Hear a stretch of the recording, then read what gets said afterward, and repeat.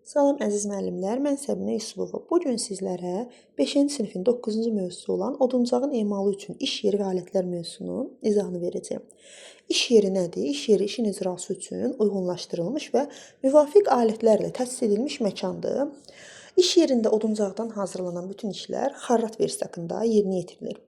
Baxırıq xarrat versakının hansı görünüşləri burada təsvir olunub. Ümumi görünüşü, versak altı və mizin üst taxtası təsvir olunub. Demək, baxırıq ilk olaraq ümumi görünüşdə hansı hissələr verilib. Vintin başlığı, fırladıcı verilib, 2 fırladıcı və 1 vintin başlığı verilib.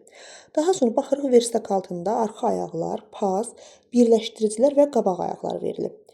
Demək, mizin üst taxtasında isə yuva, paz, nov, dayaq, ön sıxıcı, arxa sıxıcı göstərilmişdir.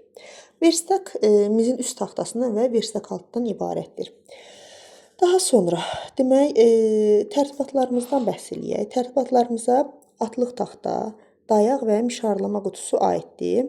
Demək, atlıq taxta nədir? Ülgünü çəkmək üçün istifadə olunur. Dayaq oduncağı mişarlamaq üçün, mişarlama qutusu isə oduncağın müxtəlif bucaqlar altında kəsmək üçün istifadə edilir.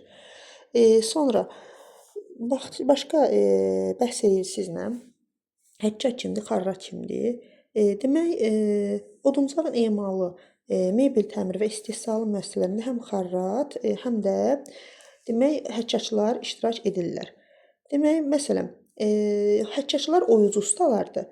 Amma xarratlar isə oduncaqdan qapı, pəncərə, şkaf, mebellər hazırlayan ustalar xarrat adlanır. Daha sonra xarrat dəzgahında işləyərkən hansı təhlükəsizlik qaydalarına riayət etmək lazımdır, ona nəzər salırıq. Versak şagirdin boyuna görə tənzimlənməlidir. Əllərin ovucuları versakın qapağına sərbəst toxunmalıdır. Versakın sıxacları işlək olmalıdır. Versakda yalnız iş üçün lazım olan alətlər olmalıdır. Onlar versakın novunda yerləşməlidir. Bunu xüsusilə sual kimi düşür. Bunu yadda saxlayın ki, versakda iş üçün lazım olan alətlər novunda yerləşdirilir. Bu qədər müəllimlər, hər birinizə uğurlar.